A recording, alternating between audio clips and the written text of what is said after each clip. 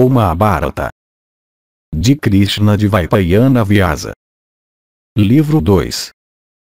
Rajasuyaramba Parva. Capítulo 14.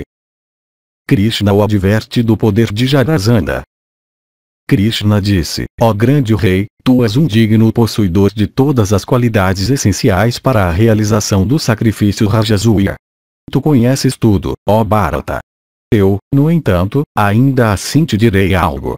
Aqueles homens no mundo que agora usam o nome de Kshatriya são inferiores, em tudo, àqueles Kshatriyas que Rama, o filho de Jamadagnya, exterminou. Ó Senhor da Terra, ó touro da raça Bharata, tu sabes qual forma de governar aqueles Kshatriyas, guiados pelas instruções tradicionalmente passadas de geração em geração, tem estabelecido entre a sua própria classe, e como eles estão longe de serem competentes para realizar o sacrifício Rajasuya. As numerosas linhagens reais e outros Kshatriyas comuns todos se apresentam como descendentes de Aila e Ikshvaku. Saibas que os descendentes de Aila estão, ó rei, como, de fato, os reis da linhagem de Ikshvaku, ó touro da raça Bharata, cada um dividido em 100 dinastias separadas. Os descendentes de Yayati e dos Boja são grandes em extensão, número, e realizações. Ó rei, esses últimos estão hoje espalhados por toda a terra. E todos os Kshatriyas adoram a prosperidade daqueles monarcas. No momento, no entanto, o monarca, o rei Jarasandha, conquistando aquela prosperidade desfrutada por toda a classe deles, e dominando-os por meio de sua energia, se colocou sobre as cabeças de todos aqueles reis. E Jarasandha, desfrutando da soberania sobre a parte média da terra, Mathura, resolveu criar desunião entre nós. O monarca, o rei que é Senhor Supremo de todos os reis, e somente em quem o domínio do universo está centrado, merece devidamente ser chamado de imperador. E, o monarca, o rei Shishupala dotado de grande energia, se colocou sob a proteção dele e se tornou o generalíssimo de seus exércitos. E, ó grande rei, o poderoso Vaka, o rei dos Karushas, capaz de lutar por empregar seus poderes de ilusão, serve a Jarasandha como seu discípulo. Há dois outros, Ansa e Divaka, de grande energia e grande alma, que procuraram a proteção do poderoso Jarasandha. Há outros também, Dantavakra, Karusha, Karava, Megavana, que servem a Jarasandha. Aquele também que leva sobre sua cabeça aquela joia que é conhecida como a mais extraordinária sobre a terra, aquele rei dos Yavanas, que castigou Muru e Naraka, cujo poder é ilimitado, e que governa o oeste como o outro Varuna, que é chamado Bhagadatta, e que é um velho amigo do teu pai, curvou sua cabeça diante de Jarasandha, por palavras e especialmente por atos. Em seu coração, no entanto, ligado a ti como ele é por afeição, ele te considera como um pai considera o filho. Ó rei, aquele senhor da terra que tem seus domínios no oeste e no sul, que é o teu tio materno e que se chama Purujit, aquele corajoso perpetuador da linhagem Kunti, aquele matador de todos os inimigos, é o único rei que te respeita por afeição. Aquele a quem eu antigamente não matei, aquele canalha perverso entre os Shedis, que se apresenta neste mundo como um personagem divino e que também se tornou conhecido como tal, e que sempre leva, por tolice, os sinais que me distinguem, aquele rei de Vangapundra e dos Kiratas, dotado de grande força, e que é conhecido na terra pelos nomes de Paundraka e Vasudeva, também aderiu ao lado de Jarasandha. E, ó rei dos reis, Bhishmarka, o rei poderoso dos Bojas, o amigo de Indra, aquele matador de heróis, que governa uma quarta parte do mundo, que por sua erudição conquistou os Pandya's e os Krata Kausikas, cujo irmão, o valente Akriti, era como Rama, o filho de Jamadagni, tornou-se o servidor do rei de Magadha. Nós somos seus parentes e estamos, portanto, empenhados diariamente em fazer o que é agradável para ele. Mas embora nós o consideremos muito, ele ainda assim não nos considera e está empenhado em nos fazer mal. E, ó rei, sem conhecer a sua própria força nem a dignidade da tribo a qual ele pertence, ele se colocou sob a proteção de Jarasandha somente a visão da fama resplandecente desse último. E, ó exaltado, as 18 tribos dos Bojas, por medo de Jarasandha, todas fugiram em direção ao oeste, assim também fizeram os Surasenas, os Badrakas, os Vodas, os Salvas, os Patachavas, os Sustalas, os Mukutas, e os Kulindas, junto com os Kuntis. E o rei da tribo Salvayana com seus confrades e seguidores, e os Panchalas do sul e os Kosalas do leste, todos fugiram para o país dos Kuntis. Assim também os Matsyas e os Sannyasthapadas, tomados pelo medo, deixando seus domínios no norte, fugiram para o país do sul. E assim os Panchalas, alarmados pelo poder de Jarasandha, deixaram o seu próprio reino e fugiram em todas as direções. Algum tempo antes, o tolo Kansa, tendo perseguido os Yadavas, se casou com as duas filhas de Jarasandha. Elas se chamam Asti e Prapti e são as irmãs de Sahadeva. Fortalecido por essa aliança, o tolo, perseguindo seus parentes, ganhou poder sobre todos eles. Mas por essa conduta ele ganhou grande desonra. O patife também começou a oprimir os reis idosos da tribo Boja, mas eles, para se protegerem da perseguição de seus parentes, procuraram a nossa ajuda. Tendo dado a Akrura a bela filha de Auka, com Sankarsana como meu segundo, eu fiz um serviço aos meus parentes, pois ambos, Kansa e Sunaman, foram mortos por mim com a ajuda de Rama. Mas depois que a causa imediata de temor tinha sido removida, pela morte de Kansa, Jarasandha, seu sogro, pegou-lhe armas. Nós mesmos, consistindo nos 18 ramos mais jovens dos Yadavas, chegamos à conclusão que, mesmo que atacássemos os nossos inimigos constantemente com armas excelentes capazes de tirar as vidas dos inimigos, nós ainda assim não poderíamos fazer nada a eles nem mesmo em 300 anos. Ele tem dois amigos que são como os imortais, e na questão de força os principais de todos os homens dotados de poder. Eles se chamam Ansa e Divaka, ambos não podem ser mortos por armas. O poderoso Jarasandha, unido a eles, tornou-se incapaz, eu penso, de ser vencido mesmo pelos três mundos. O principal de todos os homens inteligentes, essa não é só a nossa opinião, mas todos os outros reis também pensam o mesmo. Houve, ó monarca, o rei de nome Ansa, que foi morto por Rama, Baladeva, depois de uma batalha de 18 dias. Mas, ó Bharata, ouvindo o povo dizer que Ansa tinha sido morto, Dimvaka, ó rei, achou que ele não podia viver sem Ansa. Ele consequentemente pulou nas águas do Yamuna e se matou. Depois, quando Ansa, o subjugador dos heróis hostis, soube que Dimvaka tinha se matado, ele foi ao Yamuna e se jogou em suas águas. Então, ó touro da raça Bharata, o rei Jarasandha, ao saber que Ansa e Dimvaka tinham morrido, voltou ao seu reino com o coração vazio. Depois que Jarasandha tinha voltado, o matador de todos os inimigos, nós ficamos muito alegres e continuamos a viver em Mathura. Então a viúva de Ansa e filha de Jarasandha, aquela mulher bela de olhos como pétalas de lótus, sofrendo pela morte de seu marido, foi até seu pai, e repetidamente suplicou, o monarca, ao rei de Magadha, dizendo, o matador de todos os inimigos, mata o assassino do meu marido. Então, ó grande rei, se lembrando da conclusão a qual nós tínhamos chegado anteriormente, nós ficamos muito tristes e fugimos de Mathura. Dividindo a nossa grande riqueza em pequenas partes, assim tornando cada porção facilmente transportável, nós fugimos por medo de Jarasandha, com nossos primos e parentes. Refletindo sobre tudo, nós fugimos em direção ao oeste. Há uma cidade encantadora no oeste chamada Kusastali, adornada pelas montanhas de Raivata.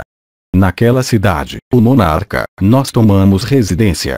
Nós reconstruímos sua fortaleza e a fizemos tão forte que ela se tornou invulnerável até para os deuses. E de dentro dela até as mulheres podem lutar com o inimigo, o que falar dos heróis Yadava sem medo de nenhum tipo. O matador de todos os inimigos, nós estamos agora vivendo naquela cidade. E, ó tigre da raça Kuru, em vista da inacessibilidade daquela principal das montanhas e se considerando já livres do medo de Jarasandha, os descendentes de Madhu ficaram muito contentes. Desse modo, ó rei, possuidores de força e energia, ainda assim por causa das opressões de Jarasandha, nós fomos obrigados a viajar para as montanhas de Gomanta, que mede 13 yojanas de comprimento. Dentro de cada yojana estão fixados 21 postos de homens armados. E a intervalos de cada yojana há 100 portões com arcos que são defendidos por valorosos heróis empenhados em protegê-los. E inúmeros kshatriyas invencíveis em guerra, pertencentes aos 18 ramos, mais jovens dos Yadavas, estão empenhados em defender aquelas fortificações. Em nossa tribo, ó rei, há no total 18.000 irmãos e primos. A Uka teve 100 filhos, cada qual é quase como um deus, em destreza, Charudeshna com seu irmão Chakradeva, Satyaki, eu mesmo, Baladeva, o filho de Rohini, e meu filho Samba, que é igual a mim em batalha, nós 7, ó rei, somos atiratas. Além desses há outros, ó rei, que eu logo citarei. Eles são Kritavarma, Anadrishti, Samika, Samitijaya, Kanka, Sanko e Kunti. Esses 7 são Maratas. Há também 2 filhos de Andakaboja, e o próprio velho rei. Dotados de grande energia, eles são todos heróis, cada um poderoso como o raio. Esses Maratas, escolhendo o país do meio, estão agora vivendo entre os Vrishnis. O melhor da linha Bharata, só tu és digno de ser um imperador. Cabe a ti, ó Bharata, estabelecer o teu império sobre todos os kshatriyas. Mas é minha opinião, ó rei, que tu não serás capaz de celebrar o sacrifício Rajasuya enquanto o poderoso Jarasandha viver. Por ele foram presos em sua fortaleza na colina numerosos monarcas, como um leão depositando os corpos mortos de poderosos elefantes dentro de uma caverna do rei das montanhas. O matador de todos os inimigos, o rei Jarasandha, desejoso de oferecer 100 monarcas em sacrifício, adorou por meio de suas violentas penitências ascéticas o ilustre deus dos deuses, o marido de Uman. Foi por esses meios que os reis da terra foram vencidos por Jarasandha. E, o melhor dos monarcas, por esses meios ele é capaz de cumprir o voto que fez relativo ao seu sacrifício. Por derrotar os reis com suas tropas e levar a todos como cativos para sua cidade, ele aumentou enormemente as suas multidões. Nós também, ó rei, por medo de Jarasandha, tivemos uma vez quis deixar Mathura e fugir para a cidade de Dvaravati. Se, ó grande rei, tu desejas realizar o sacrifício, esforça-te pela libertação dos reis confinados por Jarasandha, como também para realizar a sua morte. Ó filho da linhagem Kuru, de outra maneira esse teu empreendimento nunca poderá ser completado. O principal dos homens inteligentes, se o Rajasuya deve ser realizado por ti, tu deves fazer isso desse modo e não de outra maneira. Essa, ó rei, é a minha visão da questão.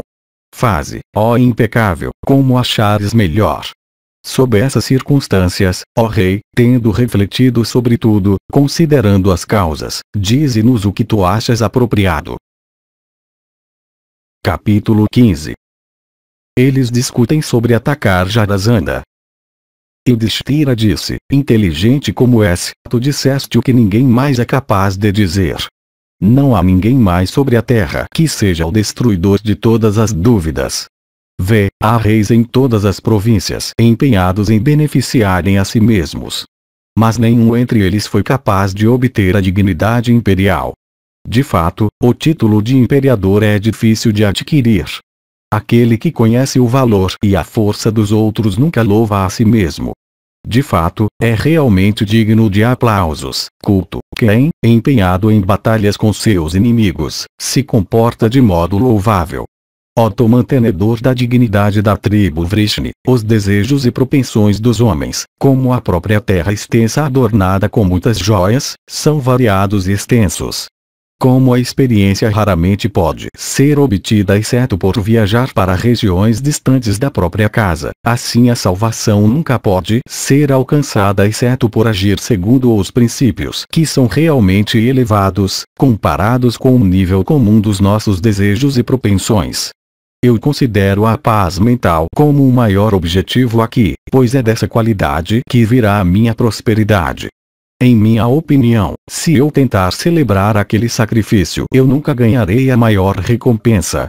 Ó Janardana, dotados de energia e inteligência, aqueles que nasceram na nossa família pensam que alguém dentre eles em algum momento se tornará o principal entre todos os kshatriyas.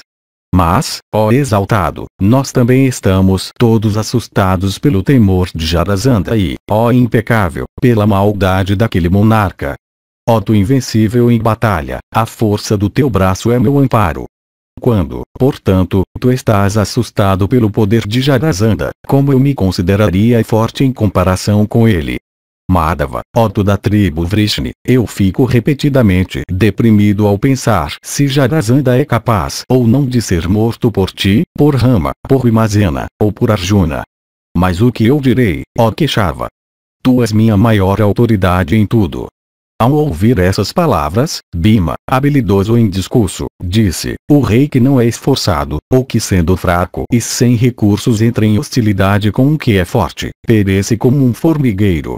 Pode ser visto geralmente, no entanto, que até um rei que é fraco pode vencer um inimigo que é forte e obter a realização de todos os seus desejos por meio de vigilância e pela aplicação de política. Em Krishna está a política, em mim mesmo a força, e em Arjuna a vitória. Assim como os 3 fogos sacrificais que realizam um sacrifício, nós realizaremos a morte do rei de Magadha. Krishna então disse: alguém que tem inteligência imatura procura a realização de seus desejos sem olhar para o que possa lhe acontecer no futuro. É visto que ninguém perdoa por essa razão um inimigo de mente imatura e disposto a servir aos seus próprios interesses. É sabido por nós que na era Krita, tendo trazido todo sob a sua submissão, e Alvanasvin pela abolição de todos os impostos, Bhagirata por seu tratamento bondoso a todos os seus súditos, Kartavirya pela energia de seu ascetismo, o Senhor Bharata por sua força e coragem, e Maruta por sua prosperidade, todos esses 5 se tornaram imperadores.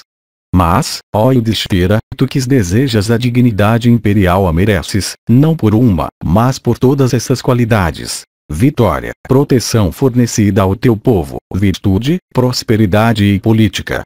Saibas, ó touro da raça Kuru, que Jarasandha, o filho de Vryadrata, é certamente desse modo, isto é, um candidato à dignidade imperial.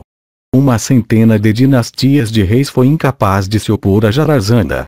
Ele, portanto, pode ser considerado para ser um imperador por sua força. Reis que usam joias adoram Jarasandha, com presentes de joias. Mas, mal desde a infância, ele mal está satisfeito com tal culto. Tendo se tornado principal entre todos, ele ainda assim ataca com violência os reis com coroas em suas cabeças. Nem lá é visto algum rei do qual ele não cobre tributo. Assim ele trouxe sob o seu domínio quase 100 reis. Como pode, o filho de Prita, qualquer monarca fraco se aproximar dele com intenções hostis? Confinados no templo de Shiva e oferecidos como sacrifício a ele como animais, aqueles monarcas oferecidos àquele deus não sentem a mais pungente miséria, ó touro da raça Bharata? Um kshatriya que morre em batalha é sempre considerado com respeito. Porque nós não deveríamos, portanto, enfrentar e nos opor a Jarasandha em batalha. Ele já conseguiu 86 reis, estão faltando só 14 para completar 100. Logo que ele obtiver esses 14 ele começará o seu ato cruel. Aquele que impedir esse ato certamente ganhará renome resplandecente. E aquele que vencer Jarasandha sem dúvida se tornará o imperador de todos os kshatriyas. Capítulo 16. Arjuna fala: opinião é lutar. Yudhishthira disse, desejoso da dignidade imperial, mas agindo por motivos egoístas, e confiando somente na coragem, como, ó Krishna, eu posso enviá-los a Jarasandha. Ambos, Bhima e Arjuna, eu considero como meus olhos, e tu, ó Janardana, como minha mente. Como eu viverei sem meus olhos e mente? O próprio Yama não pode vencer em batalha a poderosa hoste de Jarasandha que é dotada, além disso, de bravura terrível. Que coragem vocês podem mostrar contra isso? Esse caso que promete terminar de outra maneira pode nos levar a um grande prejuízo. É minha opinião, portanto, que a tarefa proposta não pode ser empreendida. Escuta, ó Krishna, o que eu de minha parte penso. Ó Janardana, desistir desse ato me parece ser benéfico. O meu coração hoje está aflito. O Rajasuya me parece difícil de ser realizado.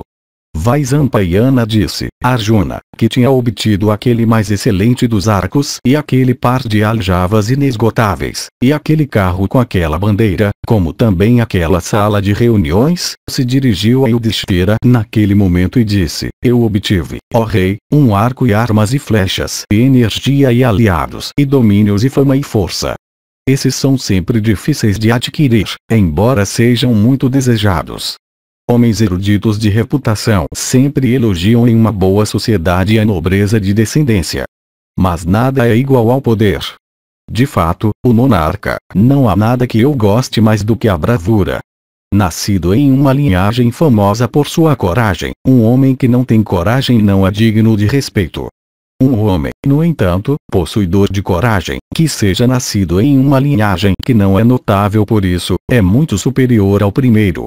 Ó rei, é um kshatriya em todas as coisas aquele que aumenta sua fama e posses pela subjugação de seus inimigos.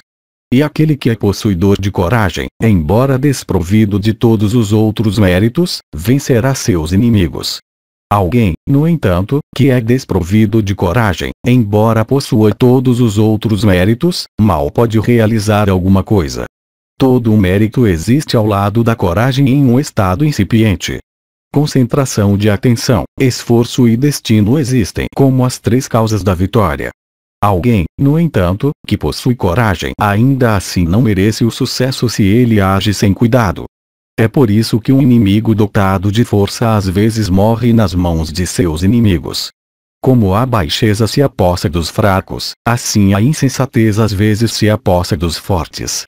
O rei, portanto, desejoso de vitória, deve evitar ambas essas causas de destruição. Se, para o propósito do nosso sacrifício, nós nos esforçamos para matar Jarasandha e resgatar os reis mantidos por ele para um objetivo cruel, não há ação superior à qual nós possamos nos dedicar. Se, no entanto, nós não empreendermos a tarefa, o mundo sempre nos achará incompetentes. Nós certamente temos competência, ó rei. Por que deveria você, portanto, nos considerar incompetentes? Aqueles que se tornaram munis, desejosos de obter tranquilidade de alma, obtêm mantos amarelos com facilidade. Assim, se nós vencermos o inimigo, a dignidade imperial facilmente será nossa. Nós devemos, portanto, lutar com o inimigo,